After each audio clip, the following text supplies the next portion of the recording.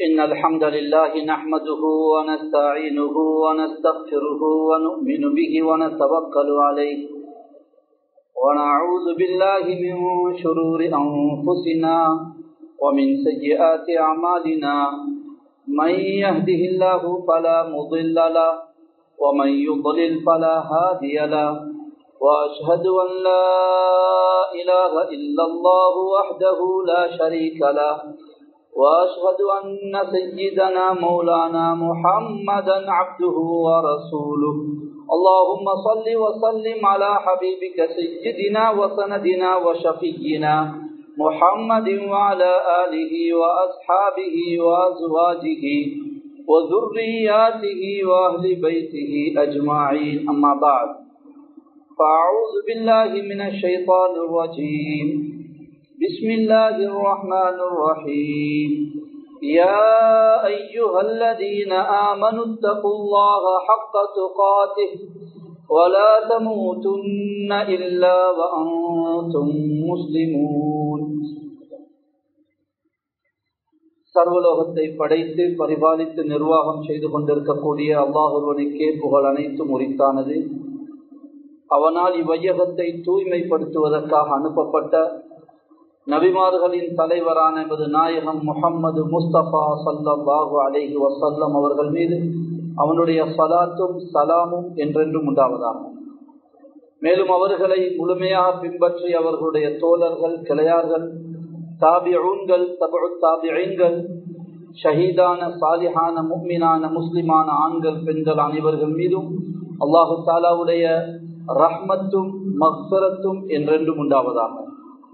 புனித மிகுந்த ஜும்ஆவுடைய கடமையை நிறைவேற்றுவதற்காக இறையில்லம் ஒன்று கூடியிருக்கக்கூடிய அல்லாஹுடைய நல்லடியார்களே, வாழ்வின் எல்லா கட்டங்களிலும், எல்லா சந்தர்ப்பங்களிலும், எல்லா சூழ்நிலைகளிலும், எங்கிருந்த போதிலும் சரி, அல்லாஹு ஹக்கு சுப்ஹானஹு வ தஆலாவை மாத்திரம் பயந்து தக்வாவை வாழ்க்கையின் லட்சியமாகவும் குறிக்கோளாகவும் ஆக்கிக் கொள்ளுமாறு முதன்மையாக எனக்கும் அப்பால் உங்களுக்கும் தக்குவாவை கொண்டு வசியத்தும் நசீஹத்தும் செய்து கொள்கிறேன்.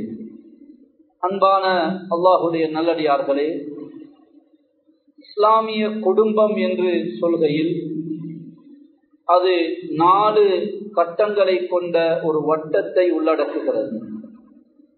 பொதுவாக நாம் எனது குடும்பம் என்று சொல்கையில் என் மனைவி, என் பிள்ளைகள் என்பவர்கள்தான் என் குடும்பம் என்ற ஒரு மனோநிலையோடு இருக்குகிறோம். குடும்பத்தோடு பயணம் போகுகிறேன், குடும்பத்தோடு வந்திருக்குகிறேன் என்றெல்லாம் நாம் சொல்லுகின்ற போது என் மனைவி, என் பிள்ளைகளோடு மாத்திரம் குடும்பம் என்ற வார்த்தையினுடைய அர்த்தத்தை நாங்கள் முடக்கி விடுகிறோம். ஆனால் இஸ்லாமிய குடும்பம் என்று சொல்கையில் அது 4 கட்டமைப்புகளை கொண்ட ஒரு விசாலமான ஒரு வார்த்தை பிரயோகம். என்னுடைய உங்களுடைய குடும்பத்தின் முதல் கட்டத்தில் இருப்பவர்கள், முதல் இடத்தில் இருப்பவர்கள் எம்மை பெற்றெடுத்த பெற்றோர்கள். பெற்றோர்களை மறந்துவிட்டு, பெற்றோர்களை விட்டுவிட்டு எமக்கு ஒரு குடும்பம் கிடையாது. எம்மை பெற்றெடுத்த பெற்றோர்கள் அவர்கள்தான் குடும்பத்தினுடைய முதல் இடத்திலே இருக்கிறார்கள். எனவே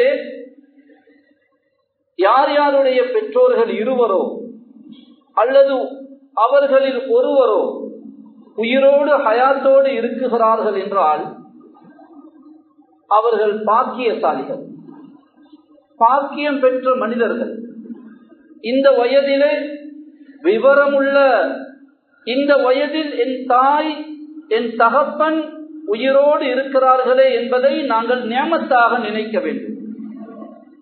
சில சந்தர்ப்பங்களில் சில சகோதரர்களிடம் கேட்பதுண்டு, அல்லாஹ் உங்களுக்கு தந்த பாக்கியங்களை சொல்லுங்களே என்று சொல்லும் போது, அல்லாஹ் எனக்கு உடல் சுகத்தை தந்திருக்கிறான், வேறு என்ன நல்ல செல்வத்தை தந்திருக்கிறான், இன்னும் சொல்லுங்களே, அல்லாஹ் தஆலா நல்ல மனைவியை, பிள்ளைகளை என்று அடுக்கிக் கொண்டே போவார். அவரை இடையிலே நிறுத்திவிட்டு உங்கள் தாய் ஹயாத்தோடு இருக்கிறாரா, தகப்பன் ஹயாத்தோடு இருக்கிறார்களா என்று கேட்டால் அப்போதுதான் அவர் சிந்திக்குகிறார், ஆம் என்னுடைய தாய் ஹயாத்தோடு இருக்கிறார்கள். சகோதரரே, அல்லாஹ் தந்த நியமத்துகளுடைய பட்டியல்களை பட்டியலிட்டீர்கள். நீங்கள் உடல் சுகம், அறிவு, நான் படித்த ஒரு பட்டதாரியாக இருக்கிறேன், ஓதிய ஒரு ஆலிமாக இருக்கிறேன், மனைவி, பிள்ளைகள், தொழில் என்று நிறைய அடுக்கிக் கொண்டே போனீர்களே. அதில் உங்கள் தாயை மறந்து விட்டீர்களே. உங்கள் தகப்பனை, வயதான தகப்பனை ஒரு நியமத்தாக கூட நீங்கள் பார்க்கவில்லை என்று சொல்லுகின்ற போது கண் கலங்குகின்ற காட்சிகளை பார்க்க முடியும். நாம் சில தவறுகளை திட்டம் போட்டு செய்வது கிடையாது. தாயை ஒதுக்க வேண்டும், தகப்பனை மதிக்கக்கூடாது என்று திட்டம் போடுவது கிடையாது. ஆனால் எங்களுடைய அன்றாட வாழ்க்கையினுடைய ஈடுபாடுகள், மனைவி, பிள்ளைகள், தொழில், நண்பர்கள், நட்புகள், பயணங்கள், பிரயாணங்கள் என்ற ஈடுபாடுகள் எங்களை அறியாமல் எமது பெற்றோர்கள் மீதுண்டான எங்களது கவனத்தை குறைத்து விடுகிறது.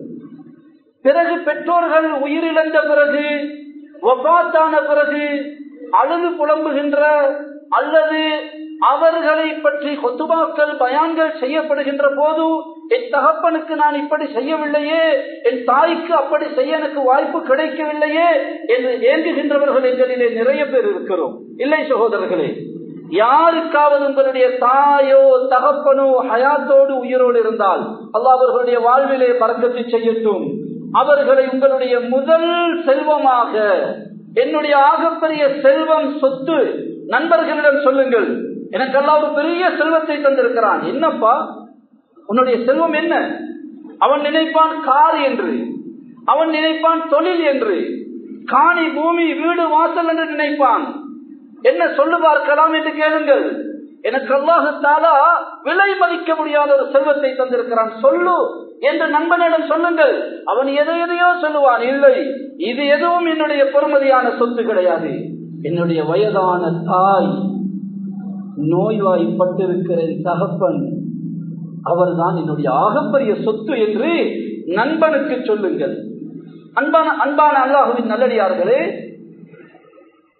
தகப்பனுடைய கையை எடுத்து அன்போடு மோந்து கொடுங்கள். தாயுடைய நெற்றியில், கன்னத்தில் முத்தம் கொடுங்கள். அந்த முத்தத்தை கல்பால் கொடுங்கள். எங்கேயோ இருக்குகின்ற ஹஜருல் அஸ்வது கல்லை முத்தம் கொடுக்க வேண்டும் என்று நிறைய பேர்கள் ஆசைப்படுகிறார்கள். அங்கே சென்று இரவு 1 மணிக்கு ரூமிலே அவர் இல்லை. எங்கப்பா இரவு திடீரென்று உங்களை காணாமே என்று கேட்டால், இல்லை, ஹஜருல் அஸ்வது கல்லை முத்தம் கொடுக்க போனேன் என்று சொல்கிறார். ஆனால் அதைவிட பல 100,000 மடங்கு உணர்வு பூர்ணமான பாக்கியம் பெற்ற முத்தம் காலடியிலே இருக்குகிறது. தாய்க்கு கொடுக்குகின்ற, தகப்பனுக்கு கொடுக்குகின்ற மரியாதை கலந்த, பாசம் கலந்த, என் தாயே, என் உம்மாவே என்று நெற்றியிலே, கன்னத்திலே, கையிலே எடுத்து 4 பேருக்கு முன்பாக சபையிலே தாயின் நெற்றியை முத்தம் கொடுங்கள். தகப்பனை மதித்து கையை எடுத்து மோந்து கொள்ளுங்கள். 4 பேருக்கு முன்பாக தகப்பனுடைய செருப்பை தூக்கி கொண்டு நடப்பது எனக்கு பெருமையாக இருக்க வேண்டும். தகப்பன் படிப்பறிவில்லாத சாதாரண ஒரு மனிதர், தோற்றத்தில் ஒரு வயதான ஒரு மனிதர், நான் படித்த பட்டதாரி, ஓதிய ஒரு ஆலிம், ஹாஃபிஸ். ஆனால் எனக்கு பெருமை, 4 பேருக்கு முன்பாக சபையிலே தகப்பனுடைய செருப்பை தூக்குவதிலே இருக்குகின்ற பெருமை எனக்கு எதை சுமப்பதிலையும் இல்லை என்று நாங்கள் உணர வேண்டும். அன்பான அல்லாஹ்வின் நல்லடியார்களே, தாய் தகப்பனோடு பேசும்போது யாருடைய போனையும் ஆன்சர் பண்ணாதீர்கள். பிறகு சொல்லுங்கள், நீங்கள் பல தடவை கால் பண்ணினீர்கள், போன் எடுத்தீர்கள், நான் பேசவில்லை. அந்த நேரம் நான் தகப்பனோடு பேசிக் கொண்டிருந்தேன். நான் தாயோடு இருந்து தாயினுடைய முகத்தை பார்த்து பேசிக் கொண்டிருந்தேன் என்று காரணம் சொல்லுங்கள். உலகத்தில் எங்கும் போய் யாரிடத்திலும் சென்று தாயையும் தகப்பனையும் காரணம் சொல்லுங்கள். நண்பனே, உங்களுடைய இந்த விருந்துக்கு எனக்கு வர முடியாது. தாயுடைய அப்பாயின்மெண்ட், தாய்க்கு மருந்தை, தாயை மருந்துக்கு நான் அழைத்து செல்ல வேண்டும். தாயோடு ஒரு பயணம் போக வேண்டியிருக்கிறது.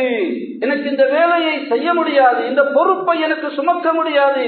தாய் உடைய பொறுப்பு எனக்கு இருக்குகிறது.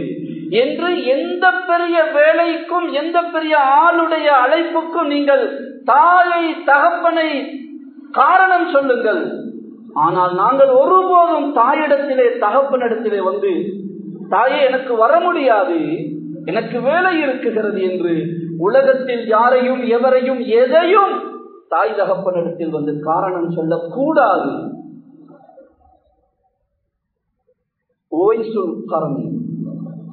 தாபிஊன்களில் மிக உயர்ந்த சிறந்த மனிதர் என்ற பட்டத்தை ஸல்லல்லாஹு அலைஹி வஸல்லம் அவர்களுக்கு நபி அலைஹிஸ்ஸலாம் அவர்கள் கொடுத்தார்கள். நபி அலைஹிஸ்ஸலாம் அவர்களுக்கு கைரு தாபிஈன் என்ற பட்டத்தை வழங்கியது முஸ்லிமிலே பதிவாகி இருக்கிறது. யமனிலிருந்து எல்லோரும் மதீனாவை நோக்கி பயணிக்கிறார்கள்.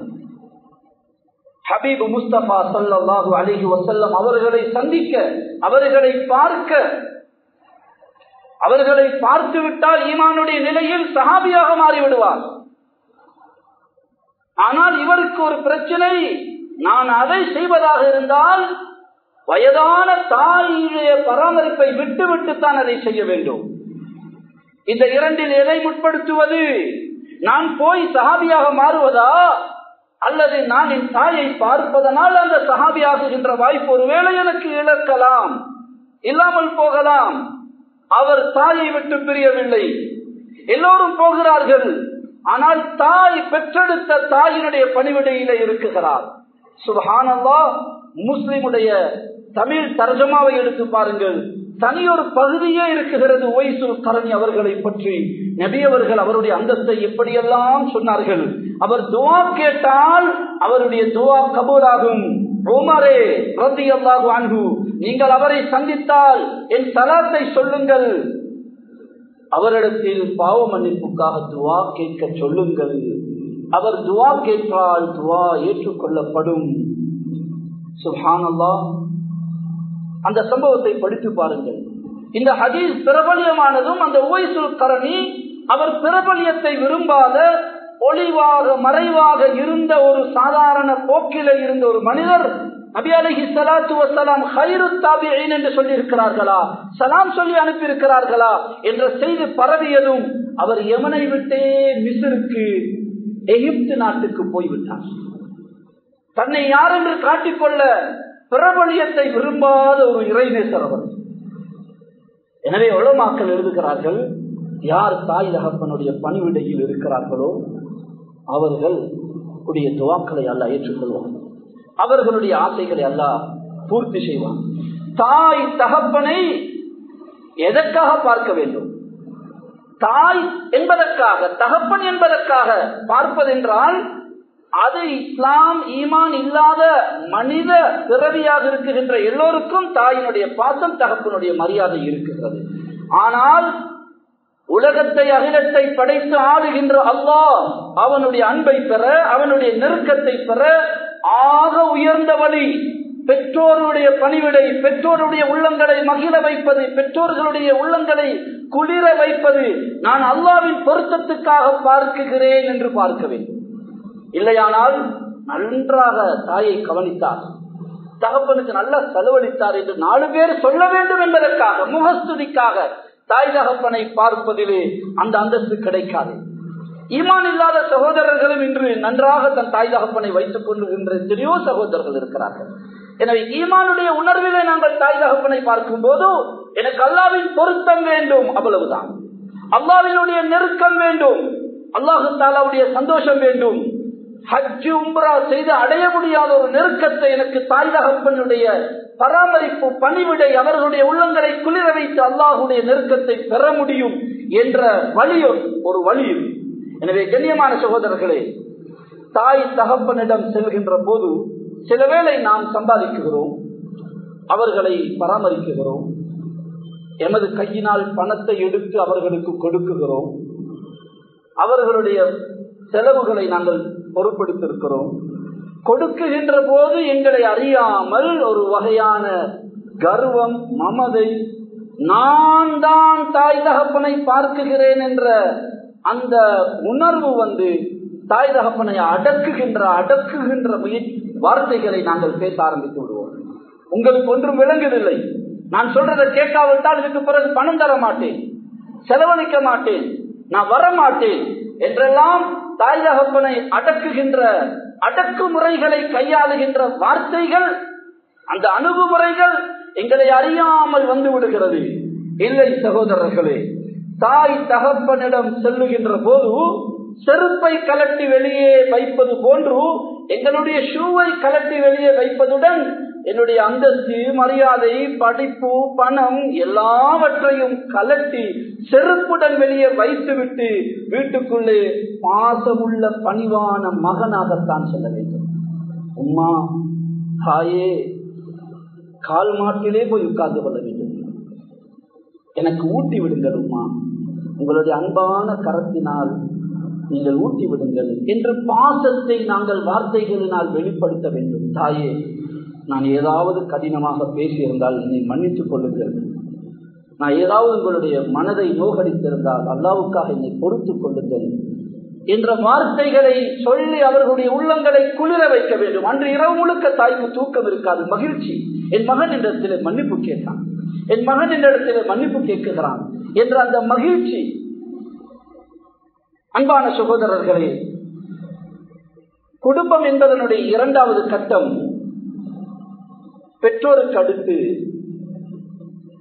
எம்மோடு ஒன்றாக பிறந்து பாசத்தோடு ஓடியாடி விளையாடி திரிந்து வளர்ந்த உறவுகள், சகோதர சகோதரிகள்.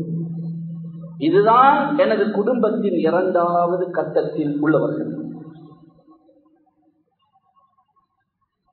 சில வேளை நாங்கள் இந்த உறவுகளை மறந்து விடுகிறோம். தனக்கென்று ஒன்று வருகின்ற போது இந்த உறவுகளை மெதுவாக ஓரம் தள்ளிவிடுகிறோம். அன்பான சகோதரர்களே, இந்த பாச உறவுகளுடைய இந்த உறவை நாங்கள் பாதுகாக்க வேண்டும், வளர்க்க வேண்டும். சகோதரர்களுடைய அந்த பாசத்தை, சகோதரிகளுடைய அந்த பாசத்தை நாங்கள் ஒருபோதும் மறந்துவிடக்கூடாது. உங்களில் யாருக்கெல்லாம் உங்களை விட மூத்த சகோதர சகோதரிகள் இருப்பார்களோ, நாங்கள் ஒவ்வொருவரும் நினைக்க வேண்டும், என்னை வளர்ப்பதில் தம்பி தம்பி தங்கச்சி என்று எங்களை தூக்கி கெஞ்சி கொஞ்சி விளையாடி பாசத்தோடு வளர்ப்பதில் என்னுடைய அண்ணனும் தாத்தாவும் என்னை வளர்த்திருக்கிறார்கள். உங்களுக்கு வீட்டில் 3 பிள்ளைகள் 4 பிள்ளைகள் இருந்தால் 3 பிள்ளைகளும் 4வது உள்ள சின்ன பிள்ளையோடு எவ்வளவு பாசத்தோடு விளையாடுகிறார்கள். தம்பியை நான் தூக்குகிறேன் என்று தூக்கிக் கொள்கிறார்கள், துணிகளை மாற்றி விடுகிறார்கள். உம்மா நான் தம்பியை குளிப்பாட்டுகிறேன் என்று போட்டி போட்டு குளிப்பாட்டுகிறார்கள். ஸ்கூல் அல்லது பள்ளிக்கூடத்திலிருந்து ஓடி வந்து தம்பியை தூங்கிக் கொண்டிருக்கின்ற அந்த குழந்தையை முத்தம் கொடுக்கிறார்களே, இந்த உறவுகளுடைய சகோதரத்துவ பாசம் இருக்கிறது. அந்த பாசத்தை என்னுடைய சகோதரியும் என்னுடைய நானாவும் அண்ணனும் எனக்கு காட்டியிருக்கிறார்கள் என்பதை நாங்கள் மறந்துவிடக்கூடாது. ஆனால் இன்று நாங்கள் படித்து விட்டோம், கையில பணம் புழங்குகிறது, அந்த உறவுகளை மறந்து விடுகிறோம். சகோதரர் கஷ்டப்படுகிறார், சகோதரி நோய்வாய்ப்பட்டு இருக்கிறார், சகோதரி பல வகையான மனக்கவலைகளோடு இருக்கிறார். நாங்கள் அவற்றை கண்டுகொள்வதே கிடையாது. அவற்றை பற்றி கேட்டால் ஏதோ கொடுக்க வந்து விடுமோ, உதவி செய்ய வந்து விடுமோ என்று பயப்படுகின்ற அந்த கருமித்தனமே, சில வேளை கஞ்சத்தனமே செலவுக்கு வழிவகுக்குமோ என்ற அந்த கஞ்சத்தனம் வெறியராக மாறி உறவுகளுக்கு பாலமாக, உறவுகளுக்கு தடையாக, திரையாக மாறிவிடுகிறது.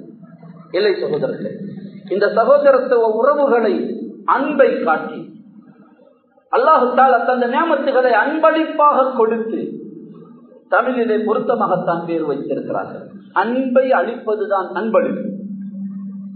நன்கொடைகளை கொடுத்து, விருந்துகள் கொடுத்து, பிள்ளைகளுக்கு சகோதர சகோதரிகளுடைய அந்த மரியாதையை, பாசத்தை உணர்த்த வேண்டும்.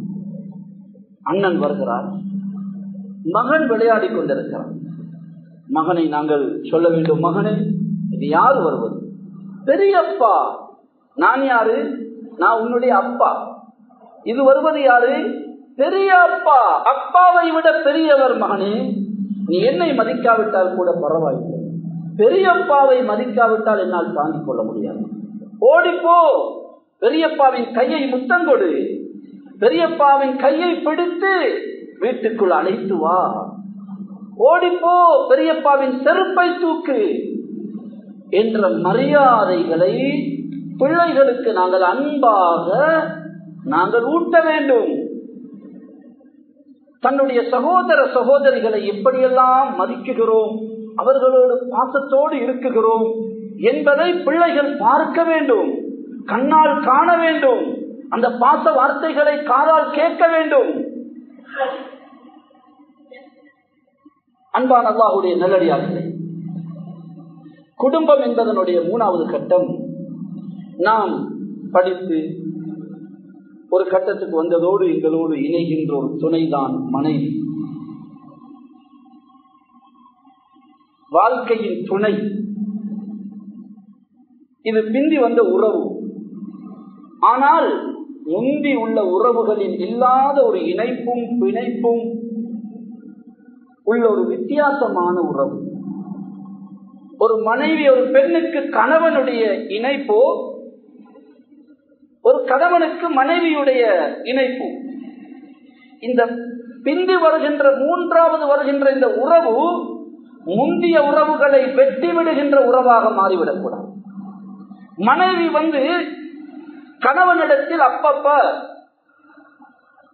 தன்னுடைய மதினிமார்களை பற்றியோ, கணவனுடைய சகோதர சகோதரிகளை பற்றியோ, கணவனுடைய தாய் தகப்பனை பற்றியோ குறைகளை சொல்லி குத்தி காட்டி அவர்களுடைய குறைகளை சந்தர்ப்பம் கிடைக்கும் போதெல்லாம் அந்த இன்ஜெக்ஷனை அடித்து கணவனுக்கு பெற்றெடுத்த தாய் தகப்பனோடு வெறுப்பை, உடன் பிறந்த பிறவிகள் உறவுகள் சகோதர சகோதரிகளோடு உள்ள வெறுப்பை வளர்த்து அந்த உறவை துண்டித்து தன் பக்கம் கணவனை சாய்த்துக் கொள்ள வேண்டும் என்ற எண்ணத்தோடு இந்த துரோக செயலை எந்த மனைவியும் செய்யக்கூடாது.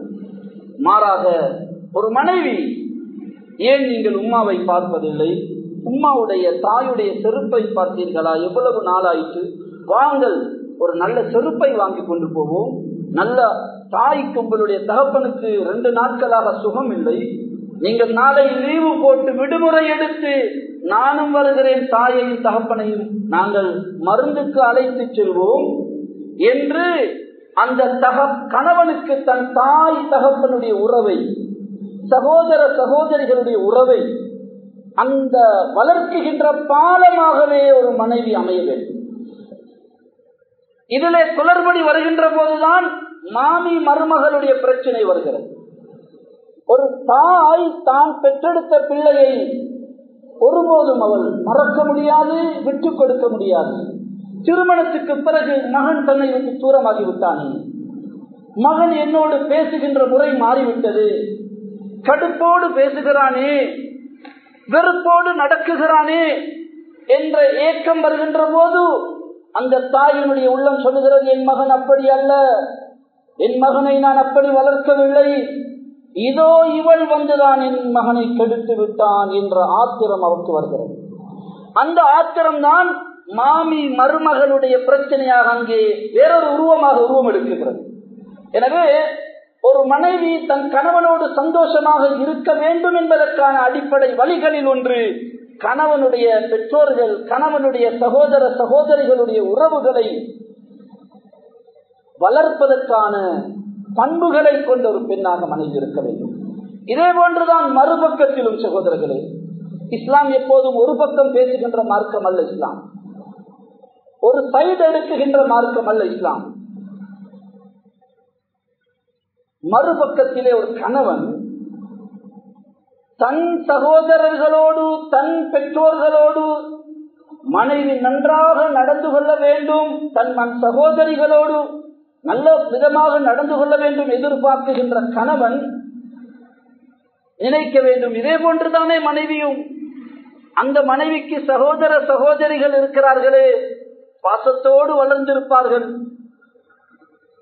அண்ணன் தம்பி தங்கச்சி என்ற உறவுகள் இருக்குகின்றதே, அந்த பெண்ணை பெற்றெடுத்த தாய் தகப்பன் இருக்கிறார்களே, என் தாய் தகப்பனோடு என் மனைவி நன்றாக நடக்க வேண்டும் என்று கருதுகின்ற ஒரு கணவன் அதைவிட ஒரு படி கூடுதலாக நான் என் மனைவியின் தாய் தகப்பனை என் தாய் தகப்பனை போன்று பார்க்க வேண்டும் என்று நினைக்க வேண்டும். ஒருபோதும் மனைவியை அந்த தாய் தகப்பனை விட்டோ அந்த உறவுகளை விட்டோ துண்டிக்குகின்ற துரோக செயலை எந்த கணவனும் செய்துவிடக்கூடாது. ஒருபோதும் நீங்கள் நினைக்க வேண்டாம், மனைவியை அந்த உறவுகளை விட்டு துண்டித்து பேச விடாமல், போனிலே கதைக்க விடாமல், அந்த உறவுகளை பார்க்க விடாமல், தாய் தகப்பனை விட்டு தூரமாக்கி நான் அந்த மனைவியின் உள்ளத்தை வென்று அன்பாக பண்பாக சந்தோஷமாக மகிழ்ச்சியாக வாழ முடியும் என்ற கற்பனையில் யாரும் இருக்க வேண்டாம். அன்பை கொடுத்துதான் அன்பை பெற வேண்டும், அன்பை காட்டிதான் அன்பை எடுக்க வேண்டும். எனவே அன்பான அல்லாஹுவின் நல்லடியார்களே, இந்த உறவு இது மூன்றாவது உறவு, ஒரு கணவன் மனைவியுடைய உறவு. இந்த உறவுகள் அன்பை மையப்படுத்தியது, பாசத்தை மையப்படுத்தியது, நேசத்தை மையப்படுத்தியது, இரக்கத்தை மையப்படுத்திய உறவுகள். இரக்கத்தன்மையை நாங்கள் உள்ளத்திலே சுமந்திருக்க வேண்டும். உள்ளத்தோடு உள்ளம் சேர்ந்து வாழுகின்ற திருமணம்தான் நறுமணமான வாழ்க்கையாகும். மனம் அது திருமணம் நறுமணமாக மாற வேண்டுமானால் மனம் மனதோடு இணைய வேண்டும். மனதை மனதோடு சேர்க்க வேண்டுமானால் மனதின் உள்ளத்தின் சொந்தக்காரனாகிய அல்லாஹுடைய பொருத்தம் கிடைக்குகின்ற விதத்தில் எங்களுடைய வாழ்க்கை அமைய வேண்டும். திருமண உறவின் போது எங்களுக்கு அல்லாஹுவின் பக்கம் நாங்கள் இருவரும் இணைய வேண்டும். மனைவியிடத்திலே சொல்ல வேண்டும், நான் எவ்வளவோ குறைபாடுகள் இருக்கிறது, நீங்கள் தான் எனக்கு உதவியாக இருக்க வேண்டும். நான் சுபகுக்கு எழும்புவது கிடையாது, நீங்கள் இதற்கு பிறகு என்னை சுபகுக்கு எழுப்பி அனுப்புவது உங்களுடைய பொறுப்பு. நான் பேச்சில நிறைய போய் பேசுகிறேன், அல்லது நாங்கள் இருவரும் நிறைய எங்களை அறியாமல் புறம் பேசி விடுகிறோம். நாம் இருவரும் உறுதி எடுப்போம், இதற்கு பிறகு நான் புறம் பேசினால், மூன்றாவது ஒரு ஆளுடைய குறையை பேசினால் நீங்கள் தான் எனக்கு தடையாக இருக்க வேண்டும். வேண்டாம், அவர்களுடைய குறையை பேச வேண்டாம் என்று என்னை நீங்கள் தடுக்குகின்ற உரிமை உங்களுக்கு இருக்குகின்றது. நீங்கள் புறம் பேசினால் நான் தடுப்பேன். எங்கள் இருவரில் ஒருவருக்கு உதவியாக இருந்து நாங்கள் சொர்க்கத்திலும் கணவன் மனைவியாக வாழ நாங்கள் தீன் வழியிலே நடக்க வேண்டும் என்ற திட்டங்களை போட வேண்டும். ஒருவருக்கொருவர் உதவியாக இருக்க வேண்டும். அன்பான அல்லாஹ்வின் நல்லடியார்களே, குடும்பம் என்பதனுடைய 4வது கட்டம் இந்த கணவன் மனைவியுடைய இணைப்புக்கு பிறகு வருகின்ற பிள்ளைகள், குழந்தைகள்.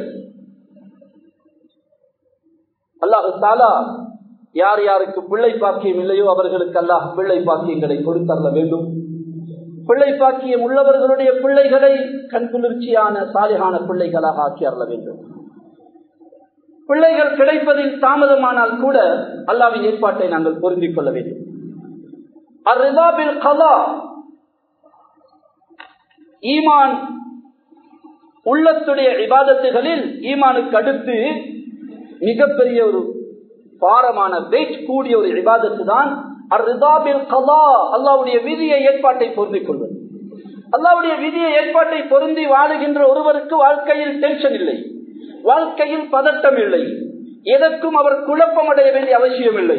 அல்ஹம்துலில்லாஹ், அல்லாஹ் ஏதோ கயிறை வைத்திருப்பான், அல்ஹம்துலில்லாஹ் அல்லாஹ் ஏதோ நலவை வைத்திருப்பான், அல்லாஹ் தாமதப்படுத்தினாலும் அதிலே நலவை வைத்திருப்பான் என்று அவர் செய்ய வேண்டியதை செய்து கொண்டிருப்பார். அல்லாஹ் தருகின்ற நேரத்துக்கு தருவான், அல்லாஹ்வின் விருப்பப்படி தரட்டும் என்று யாரு அல்லாஹ்வுடைய விதியை ஏற்பாட்டை பொருந்திக் கொண்டு வாழுகிறார்களோ அவர்களுக்கு வாழ்க்கையில் பதட்டமே கிடையாது. அபூதர் ரலியல்லாஹு தஆலா அவர்களுக்கு கிடைக்கின்ற பிள்ளைகள் எல்லாம் மரணமாகுவார்கள், மரணித்து விடுகிறார்கள். பல பிள்ளைகள் மரணமாக இறந்து விடுகிறார்கள். ஒருவர் யதார்த்தமாக கேட்டு விட்டார், மாலக்கையா அபாதர் லா யப்கா லக வலத். அபூதர் ரலியல்லாஹு அன்ஹு அவர்களே, என்ன நடக்குகிறது, ஏன் உங்களுடைய பிள்ளைகள் ஒன்றன் பின் ஒன்றாக இறக்குகிறார்களே என்ன? அப்படி கேட்டிருக்க கூடாது. சிலர் அப்படி பேசி விடுவார்கள். தூர நோக்கில்லாத மனித உணர்வுகளை புரியாமல் ஏதாவது வார்த்தைகளை சொல்லிவிடுவார்கள். அவர் அப்படி சொல்லிவிட்டார். என்ன நடக்குகிறது, ஏன் பிள்ளைகள் தொடர்ந்து இறக்கிறார்களே? என்ன தெரியுமா சொன்னார்கள் அபூ தர் ரலியல்லாஹு தஆலா, அல்ஹம்துலில்லாஹ் அல்ஹம்துலில்லாஹி அல்லதி يأخذهم مني من دار الفناء ويدخرهم لي في دار البقاء. இந்த முடிந்து போற உலகத்திலிருந்து பிள்ளைகளை குழந்தையாக எடுத்து குழந்தையாக அவர்களை பராமரித்து சொர்க்கத்தில் எனக்கு குழந்தைகளுடைய பாக்கியத்தை தருவதற்கு, சொர்க்கத்தில் குழந்தைகளை குழந்தைகளாக தருவதற்கு அல்லாஹ் அவர்களை சேமித்து வைக்கிறானே, அந்த அல்லாஹ்வுக்கே எல்லா புகழும். எந்த பிள்ளைகள் பெரியவர்களாக ஆகிவிடுவார்களோ, நாம் எமது பெற்றோருக்கு குழந்தையாக சொர்க்கத்தில் இருக்க மாட்டோம். நாம் எமது சொர்க்கத்தில் இன்ஷா அல்லாஹ் அல்லாஹு தஆலா சொர்க்கத்துடைய பாக்கியத்தை தர வேண்டும். பெரியவர்களாக ஆனவர்கள் குழந்தைகளாக ஆக மாட்டார்கள் சொர்க்கத்திலே. ஆனால் குழந்தையாக மரணித்த பிள்ளைகள் சொர்க்கத்தில் பிள்ளை பாக்கியம் உள்ளவர்கள் யாரு தெரியுமா? உலகத்தில் சிறு வயதில் குழந்தைகள் இறந்து விட்டால் அவர்கள்தான் மறுமையில் பிள்ளை பாக்கியம் உள்ள பெற்றோராக இருப்பார்கள் என்ற வார்த்தையை சொன்னார்கள். அவர் கேட்ட கேள்விக்கு என்ன சொன்னார்கள்? அல்ஹம்துலில்லாஹ், அல்லாஹ்வுடைய விதியை பொருந்தி வாழுகின்றவர்களுக்கு உலகத்தில் இப்படித்தான். எனவே அன்பான அல்லாஹ்வின் நல்லடியார்களே, பிள்ளைகளுடைய விடயத்தில் இந்த 4 தலைப்பும் தனியாக விரிவாக பேசப்பட வேண்டியது. பெற்றோர்களுடைய விடயம், சகோதர சகோதரிகளுடைய விடயம், மனைவி கணவனுடைய உறவுகள், பிள்ளைகளுடைய விடயம். பிள்ளைகளை நாங்கள் அன்பை கொண்டுதான் வளர்க்க வேண்டும், கம்பை கொண்டு அல்ல, பண்பை கொண்டுதான் வளர்க்க வேண்டும். அது தன் பிள்ளையாக இருக்கட்டும், பிறர் பிள்ளையாக இருக்கட்டும். அன்பு பிள்ளைகளுக்கு கொடுக்கப்பட வேண்டிய முதல் பரிசு அன்பு. பாடசாலையுடைய ஆசிரியர்களாக இருக்கட்டும், மதரசாவுடைய உஸ்தாதுமார்களாக இருக்கட்டும், பள்ளிக்கூடத்தினுடைய முஅல்லிம்களாக இருக்கட்டும், கம்பினால் கல்வியை போதிப்பது வெற்றிகரமானது அல்ல. அன்பினால் உள்ளத்தை வென்று அந்த உள்ளத்துக்கு உள்ளத்திலிருந்து விடயங்களை பாய்ச்ச வேண்டும். அன்பின் வார்த்தைகளினால் அந்த கல்வி போதிக்கப்படுகின்ற போது அது வெறும் மூளையிலே சேவாகுகின்ற தகவலாக இல்லாமல் உள்ளத்தை தொடுகின்ற உணர்வு பூர்ணமானதாக மாறுகிறது. எனவே தம் பிள்ளைகளுக்கு மட்டுமல்ல, லைஸ மின்னா மல்லம் யர்ஹம் ஸகீரனா, நபி ஸல்லல்லாஹு அலைஹி வஸல்லம் திர்மிதியுடைய ஹதீஸிலே சொல்லுகிறார்கள், எங்களுடைய சிறார்களுக்கு இரக்கம் காட்டாதவர்கள் எங்களை சார்ந்தவர்கள், என் உம்மத்தை சார்ந்தவர் அல்ல என்று சொல்லுகிறார்கள். சிறார்கள் மீது அன்பு செலுத்த வேண்டும். பள்ளிக்கு சிறார்கள் வருகிறார்கள், அவர்களோடு கடினமாக நடக்கக்கூடாது. தவறு செய்வார்கள், சத்தம் போடுவார்கள், அதுதான் சின்ன பிள்ளை என்பதனுடைய அர்த்தமே. நானும் நீங்களும் சிறுவர்களாக இருக்கும் போது அதைவிட பல மடங்கு குழப்பம் போட்டிருப்போம். எனவே சிறார்கள் மக்தபுக்கு வருகிறார்களா, பள்ளிக்கு வருகிறார்களா, அவன் தொழாமல் கூட வந்துவிட்டு போகட்டும், பள்ளிக்கு வருகிறானே அதற்கே பரிசு கொடுக்க வேண்டும். அவன் ஓதாவிட்டாலும் பரவாயில்லை, ஓத வேண்டும் என்று விளையாடி தெரியாமல் இங்கே வந்து தன் நேரத்தை கழிக்கிறானே அதற்கே பரிசு கொடுக்க வேண்டும். எனவே பிள்ளைகள் மீது அன்பு காட்டப்பட வேண்டும். பெற்றோர்கள் அன்போடு பாசத்தோடு பிள்ளைகளை வளர்க்க வேண்டும். பிள்ளைகளில் வேறுபாடு இருக்கலாம், ஆனால் பாகுபாடு நாங்கள் காட்டக்கூடாது. பிள்ளைகளில் இயற்கையாக வேறுபாடு இருக்கலாம். ஒரு பிள்ளை அழகானதாக, ஒரு பிள்ளை அழகு குறைந்ததாக, ஒரு பிள்ளை கொஞ்சம் நோய்வாய்ப்பட்டதாக, ஒரு பிள்ளை திறமை குறைந்ததாக இருக்கலாம். வேறுபாடு இருக்கலாம், ஆனால் நாங்கள் பாகுபாடு காட்டக்கூடாது. அன்பளிப்பு கொடுப்பதா எல்லா பிள்ளைகளுக்கும் சமமாக, அன்பு காட்டுவதா அன்பை வெளிப்படுத்துவது சமமாக அன்பை வெளிப்படுத்த வேண்டும். நுஅமான் ரலியல்லாஹு தஆலா அன்ஹு அவர்களுடைய தகப்பன் பஷீர் ரலியல்லாஹு தஆலா அன்ஹு அவர்களுக்கு ஒரு அன்பளிப்பு கொடுக்க பார்த்தார்கள். தாய் புத்திசாலித்தனமான பெண்மணி, அவர் சொன்னா வேண்டாம், ஒரு பிள்ளைக்கு மட்டும் கொடுக்க வேண்டாம். அவர் கேட்கவில்லை. அவர் சொன்னா, நீங்கள் ரசூலுல்லாஹி ஸல்லல்லாஹு அலைஹி வஸல்லமிடம் போய் அனுமதி பெற்று அவர்களை சாட்சியாக ஆக்க வேண்டும். நீங்கள் உங்கள் மகனுக்கு இந்த அன்பளிப்பை கொடுத்தீர்கள் என்பதற்கு அதுவரை நான் இதனை ஏற்றுக்கொள்ள மாட்டேன் என்று நபி அலைஹிஸ்ஸலாத்துடைய சபைக்கு அனுப்பிவிட்டார். பஷீர் ரலியல்லாஹு தஆலா அன்ஹு நுஅமான் என்ற தன் மகனை கூட்டிக் கொண்டு நபி அவர்களிடத்தில் போய், யா ரசூலுல்லாஹ், நான் என் மகனுக்கு ஒரு ஒட்டகத்தை, வாகனத்தை கொடுக்க போகிறேன், நீங்கள் சாட்சியாக இருங்கள் என்று சொன்னார்கள். ஒவ்வொரு பிள்ளைக்கும் கொடுக்கிறீர்களா? இல்லை. அப்படியானால் இந்த அநியாயத்துக்கு என்னை சாட்சியாக்க வேண்டாம் என்று சொன்னார்கள். புகாரியுடைய ஹதீஸ். ஒரு பிள்ளையை வித்தியாசப்படுத்தி பாகுபாடு காட்டி, நாங்கள் வேறுபாடு காட்டி நடப்பது அந்த பிள்ளைகளை மூட்டி விடுகின்ற துரோக செயல். அது அந்த பிள்ளையோடு அடுத்த பிள்ளைகளுக்கு பொறாமை வரும். இவனோடு வாப்பா இறக்கம், இவனுக்கு கூட கொடுத்து விட்டார்கள், உம்மா இவனுக்கு கூட கொடுக்கிறான், எனவே அவனை ஏதாவது செய்ய வேண்டும் என்ற ஒரு நிலைக்கு கூட ஷைத்தான் அவர்களை வழி காட்டி விடுவான். எனவே பிள்ளைகளை, ஆண் பிள்ளைகள், பெண் பிள்ளைகள் உலகத்திலே நாங்கள் கொடுக்கும் போது சரிசமமாக கொடுப்பதுதான் சுன்னா.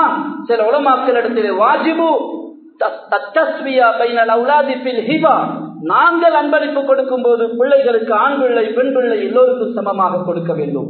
ஏதாவது ஒரு நியாயம் காரணத்தினால் ஒரு பிள்ளை சுகம் இல்லாமல் இருக்கிறார், அந்த பிள்ளை வியாபாரத்திலே மிக கஷ்டப்பட்டவர் என்ற சில நியாயங்களினால் கூட கொடுப்பதாக இருந்தால் கூட அந்த நியாயங்களை மற்ற பிள்ளைகளை வைத்து சொல்லி, இவர்தான் மூத்த மகன், என்னோடு தொழிலிலே கஷ்டப்பட்டவர், மிகவும் சிரமப்பட்டு தொழிலை முன்னேற்றியவர், அவருக்கு கொஞ்சம் நான் கூட கொடுக்கிறேன், நீங்கள் விருப்பம் தானே என்ற அந்த தெளிவோடு தான் அந்த பிரிவினையில் வித்தியாசத்தை நாங்கள் காட்ட வேண்டும். எனவே அன்பான அல்லாஹ்வுடைய நல்லடியார்களே, புனிதமான ஷாபானுடைய மாதத்திலே நாங்கள் இருக்கிறோம், ரமதானை முன்னோக்கி இருக்கிறோம். நாளை மறுநாள் திங்கட்கிழமை ஐயாமுல் பீத், சுன்னத்தான நோன்பு நோக்குகின்ற 3 நாட்கள் ஷாபான் மாதத்தில் அதிகமாக நோன்பு நோக்கப்பட்டிருக்கிறது. திங்கட்கிழமை நிஸ்பு ஷாபான், ஷாபானுடைய நடு 15வது நாள். எனவே திங்கட்கிழமை நோன்பு சுன்னத்து, ஐயாமுல் பீதுடைய நோன்பு சுன்னத்து, திங்கட்கிழமை ஐயாமுல் பீதாகவும் இருக்குகிறது, இன்னும் திங்கட்கிழமையுடைய நாளாகவும் இருக்குகிறது, ஷாபானுடைய 15வது நாளாகவும் இருக்குகிறது. அன்றைய இரவு பாவ மன்னிப்பு கேட்க வேண்டிய இரவு, துஆக்களும் தௌபாவும் அங்கீகரிக்கப்படுகின்ற இரவு. அன்றைய இரவிலே விடிந்தால் திங்கள், ஞாயிறு மாலையில் விடிந்தால் திங்கள், அந்த இரவிலே குர்ஆன் ஓதுவது, தௌபா செய்வது, துஆ கேட்பது, அமல்கள், இபாதத்துகளில் குறிப்பிட்ட அமல் இதுதான் என்று சரியான இந்த ஹதீஸிலும் இல்லாவிட்டாலும் நாம் பொதுவான அமல்களை செய்வதற்கான சிறப்புகள் வந்திருக்கக்கூடிய ஒரு இரவு. அல்லாஹ் தஆலா எம் அனைவர்களுடைய பாவங்களை மன்னித்தருள்வானாக. எமது பெற்றோர்களுடைய யார் யார் அவர்களில் உயிரோடு இருக்கிறார்களுடைய வாழ்க்கையில் பரக்கத் செய்வானாக. அவர்கள் யார் யார் எம்மை விட்டு பிரிந்து அல்லாஹ்விடம் போய்விட்டார்களோ அவருடைய கபர்களை அல்லாஹ் பிரகாசமாக்கி வைப்பானாக, அவருடைய அந்தஸ்துகளை உயர்த்தி வைப்பானாக. யா அல்லாஹ் கிருபையாளனே, எமது பிள்ளைகளை சாலிஹான பிள்ளைகளாக ஆக்கி வைப்பாயாக. யா அல்லாஹ் எங்களுடைய குடும்ப வாழ்க்கையில் கைறுகள், பரக்கத்துகளை ஏற்படுத்துவாயாக. எங்களுடைய உறவுகளிலே அன்பை, பாசத்தை, மஹப்பத்தை ஏற்படுத்துவாயாக. இந்த நாட்டிலும் உலகெங்கும் சாந்தி, சமாதானம், நிம்மதி ஏற்படுத்துவாயாக. எல்லா மக்களுக்கும் யா அல்லாஹ் ஹிதாயத்தை கொடுத்தருள்வாயாக. வாஹிர் தாவானா அல்ஹம்துலில்லாஹ்.